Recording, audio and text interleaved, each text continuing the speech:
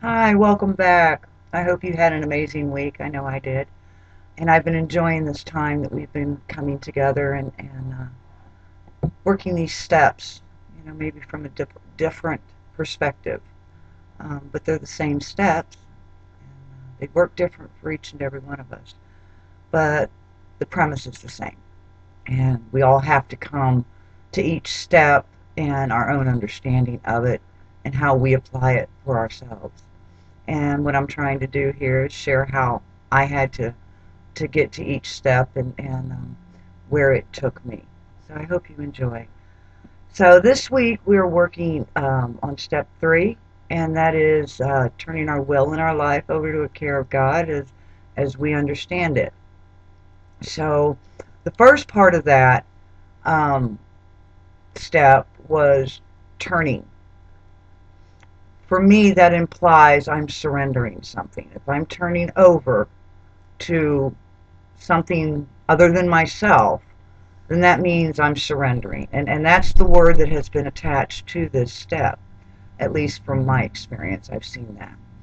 So when I would hear the word surrender anywhere before I came into the program of recovery and since, up until now, I got a little prickly about the whole surrendering idea. When I thought of surrender, I would think of waving a white flag and, saying, "Here I am, do with me what you will."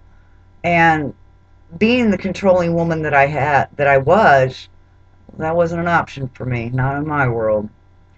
So I couldn't understand this step. I mean, it really took me some serious self-searching and to get in and really understand it in a way that I could move forward.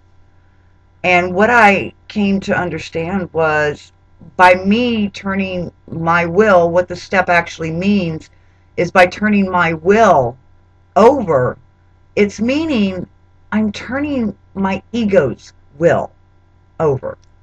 See, my ego's will has been the will that's kept me in fear, in bondage of self, what my fear of what other people are thinking of me. My ego would like to have me to continue to remembering my past and how bad it hurt and to continue playing a victim in it. My ego would have me always feeling bad, focusing on the negative in the world. What's wrong with you? That's the ego's will, and it enjoys it pretty good. I know mine did. And mine, was kicking and screaming when it saw this step. It was like it wasn't going to have anything to do with it. And that's why I got so prickly, is because I had the willingness within me to reach out for something greater than me. I really did, but I didn't know how to do it. And my ego sure didn't want me to find it. So turning my will is turning my ego's will. Turning my life is meaning life as I've come to know it up until now. The life that I was living before, um, in substance abuse and other types of other forms of abuse of my own doing and what I guess I allowed others to do to me, um, wasn't serving me anymore. In fact, it was killing me. I had back problems. I had had a sciatic that I was supposed to be hereditary, and everybody has it in the family. I had forms of arthritis. I had all kind of things that I had since I had been internalizing all these feelings all my life that were starting to manifest within my physical. And I noticed that as soon as I became willing to work these steps, some of those started to actually lessen to a degree. So I had a physical confirmation that I was on the right step. So if I'm turning my will and my life as I knew it up until now over, then I think the next thing and the next question that came up for me was what will become of me? I don't know me. I've never really taken the time to get to know who I am. I had things inside of me want to unfold. I mean, each and every one of us has something great waiting to expand from them. Fear and ego keeps us from doing it. So I had to really ask myself, am I willing to do something different? And that means, am I willing to really turn my life over?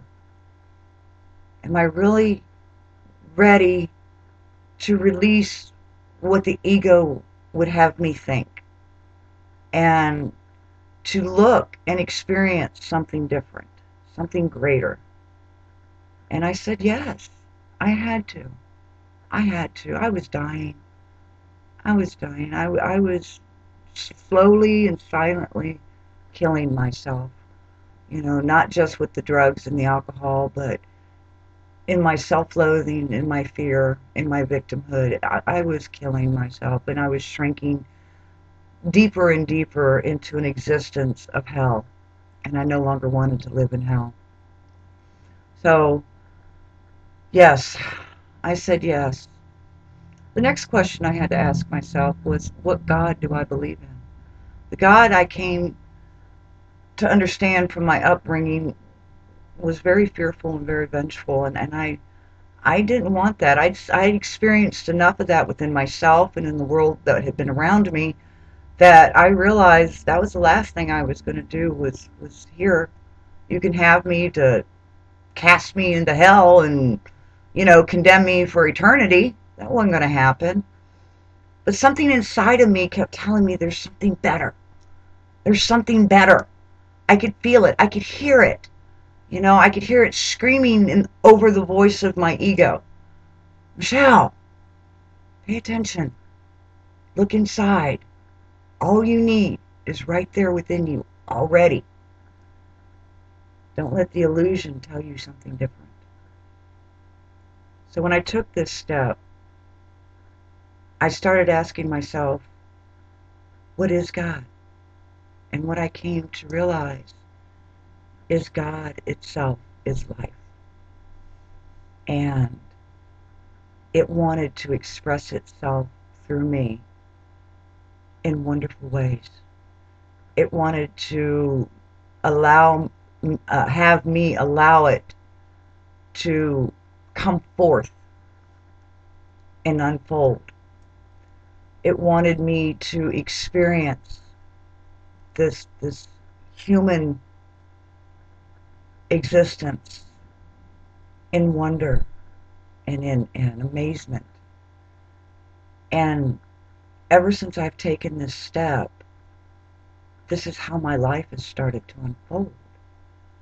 I've started seeing the good in me and the good in other people.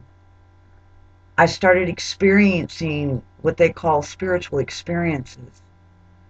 In the beginning, you know, they were slow and they weren't every day, but as I continued to push forward and push through the illusion of fear and what my ego would want me to think and feel, the more I started experiencing the wonder of life and how I could feel that spirit that I am connected to, express itself through me. And the feelings that come with it are electrifying. There's nothing like I've ever experienced before. And I've started understanding what it means to bring heaven on earth. You know, the word heaven is from the Greek, and it means expanding good. And I can experience that now. And how I learn to experience this is letting that ego step aside, to give over to that spirit presence that is omnipresent, that is around each and every one of us, that permeates every living thing on this planet, including you. That wonder of divine light that expresses itself through everything. And today that keeps me in a place of gratitude, that I'm so grateful that I took this step, that I was willing to see beyond my own fear, that I wanted something better for me, that I wanted to experience what I could see in other people, that expanding good, that heaven on earth, and to look inside myself and find it. You know, it says, knock and the door shall open. And that is very true. I started discovering that I really didn't have anything really to control other than me. I didn't have to control how my body formed. I don't even breathe me. I don't even beat my own heart. My body just does it for me. So that tells me there's something amazing happening, and that this wonderful life just keeps expressing from me and through me and wants me to live it. For me, that's God. For me, that's that amazing universe that I happen to be a part of. I have a fingerprint to prove it, and so do you. You know, I look at the fingerprint today as God's stamp of approval that I am perfect already within. And I just have to learn to come to that spirit within me and allow it to perfect the life that I choose to live. Not the one you choose, the one I choose. And that in itself, by allowing it, is perfect. And that's what we came here to do. So, turning our will and our life over to the care of God as we understand Him. That's how I see it. That's how I had to do it. That's what worked for me. I hope you can find your God within you. I hope you can learn to have that ego step aside and allow something that's just waiting to come through you, to unfold from you, to experience this with you, because you are so worth it, and you are so divine, and you have to know that.